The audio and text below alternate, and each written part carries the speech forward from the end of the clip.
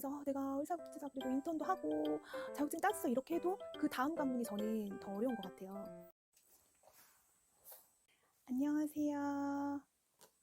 시골병원 현직 의료사회 복지사 시연이입니다. 오늘은 수련 이야기를 좀 해볼까 해요.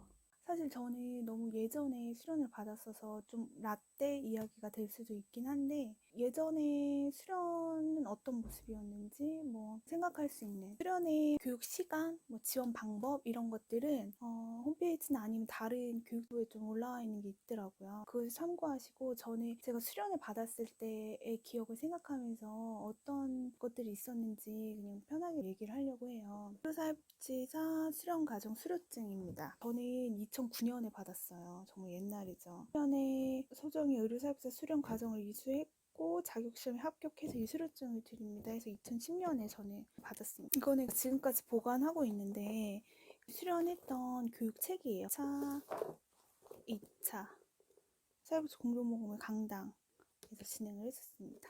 저는 지방대학교를 나오고 서울로 대학원에 갔어요. 대학원에는 우리 현장에 계신 선배들이 참 많이 계셨어요. 지금도 웬만한 병원에 동문들이 참 많이 계시거든요.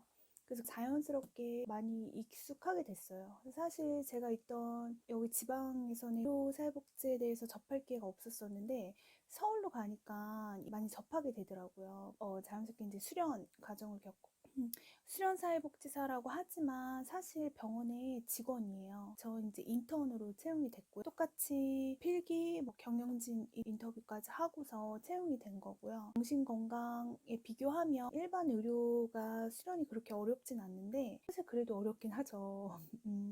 왜냐하면 저희도 월급을 받고 취업이 된 거기 때문에 저희도 같이 일을 해야 되는 거예요. 그래서 업무 시간에는 일을 하고 일이 끝난 이후에 남아서 수련 과제를 했어요. 그리고 주말에도 나와서 수련 과제를 하고 업무 시간에 일을 하고 그 외의 시간에 과제를 해야 했던 거예요. 입학교육을 해서 수련생들을 만나게 되거든요. 우리 병원뿐 아니라 다른 병원 수련생들도 만나요. 그때 수련 동기들이 또 인맥이 돼서 자산이 되고 하는 것 같아요. 수련 병원 수련 선배가 있고 후배가 있고 이렇게 쭉 기수가 나오잖아요. 그것도 되게 인적 자원이 되더라고요. 제가 했던 곳에서는 이 수련 동기생들과 되게 잘 지냈거든요. 그리고 지금도 잘 연락하고 있고 둘 다에게도 첫 직장이라서 서로 의지하면서 잘 지냈는데 수련이 끝난 의료사회복지 자격증이 있는 상태에서 계획직으로 들어갔었고 거기 수련생들이 있었거든요. 이제 거기는 수련생 인원수가 좀 있는데 사이가 별로 안 좋더라고요. 저는 제가 수련생과 잘 지냈기 때문에 그런지 알았는데 거기는 여러 명이니까 서로 이렇게 경쟁을 하는 거예요. 그 수련생들 중에서도 괜찮은 사람이 있으면 또 정규직 뽑을 수가 있고 하기 때문에 이나 질투 이런 부분이 있어서 별로 친하지 않은 이런 걸 보면서 저렇게 또 관계가 있을 수 있구나 이런 상황도 봤었습니다. 어느 정도 규모가 되는 병원에서 수련을 받을 수 있기 때문에 눈높이가 높아지는 건 거예요. 근데 병원에서 수련을 했지만 그렇게 큰 병원에서는 또 자리가 나지 않아요. 저는 사실 수련을 하고 그 다음에 직장을 구하는 그 과정에서 내가 수련을 왜 했을까라는 생각이 들었거든요. 계속 어플라이를 하는 그런 과정에서는 의료사회복지사를 있다고 더 가점을 주거나 하는 게 없는 건 거예요. 수련을 하면서 그 기간에 일은 엄청 저임금으로 그냥 직원들이 하는 일들을 다 해줬는데 정작 그렇게 하고 나오부터는 제가 갈 데가 없네. 근데 수련을 여러분이 이렇게 딱 마치고 내가 의료사회복지사가 됐다, 지금 내가 땄다고 해서 그게 취업까지 연결되는 것은 너무 어려워요. 병원에 이런 자리가 흔치 않고 그리고 수련생들은 그렇게 많은 인원수는 아니지만 지방에는 극히 적은 수지만 그래도 수도권에서는 또 인원이 많이 배출되고 있어요. 근데 그만큼의 인원을 수용할 만한 그런 자리가 그렇게 많이 생기진 않거든요. 내가 의사 인턴도 하고 자격증 땄어 이렇게 해도 그 다음 관문이 더 어려운 것 같아요. 사실 저는 수련을 마치고 그 고민을 했거든요. 내가 수련을 하지 말고 그냥 의료사회복지사 수련생을 받지 않은 그런 병원에 취업을 했으면 어땠을까 생각을 취업이 계속 안 되면서 그 고민을 많이 했었어요. 의료사회복지사 자격증이 되기 전에는 그래서 의료사회복지사 자격증 우대 이 정도였는데 지금 이제 법적 자격증으로 전환되고부터는 필수 자격으로 올라가는 이제 병원들이 이제 대다수를 차지하고 있긴 해요. 그래서 여러분들이 이제 수련이 이제 선택이 아니라 이제 필수로 되긴 했지만 지금 당장 취업을 앞둔 친구들에게는 좀 이렇게 조심스럽긴 하지만 고민을 해볼 수도 있다라는 생각은 들어요.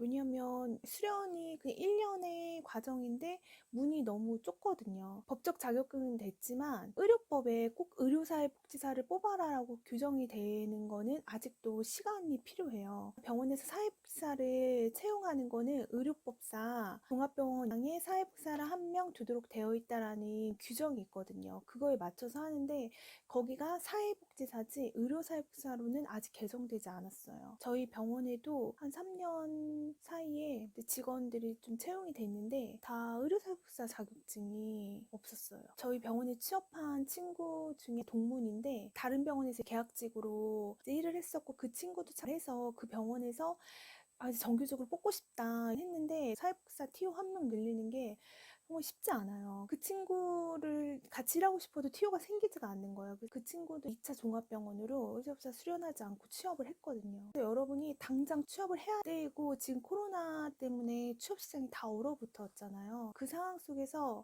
나는 병원 세팅에서 사회복지사를 일을 할 거기 때문에 의료사회복지사 수련을 꼭 해야지라고 결정을 하는 부분은 여러분이 좀 고민을 하셔도 되겠다. 지금 내가 대학교 1학년이다. 이렇게 하면은 당연히 의사복사 수련을 준비하셔야죠. 그렇지만 내가 지금 취업을 앞두고 있고 그리고 다른 세팅에서 하다가 의료 세팅에서도 일하고 싶다. 이렇게 하면은 좀 고민을 해보시고 내가 정말 큰 병원들, 유명한 그런 병원들에서 꼭 일하는 게 목표다. 그러면 수련을 하셔야 돼요. 근데 그렇지 않고 그냥 나는 병원 세팅에서 일을 했으면 좋겠다라고 하시는 분은 지금 수련을 준비하시는 것보다 공고가 올라오는 것들을 보시고 도전해 보시는 것도 저는 괜찮다고 생각이 들어요.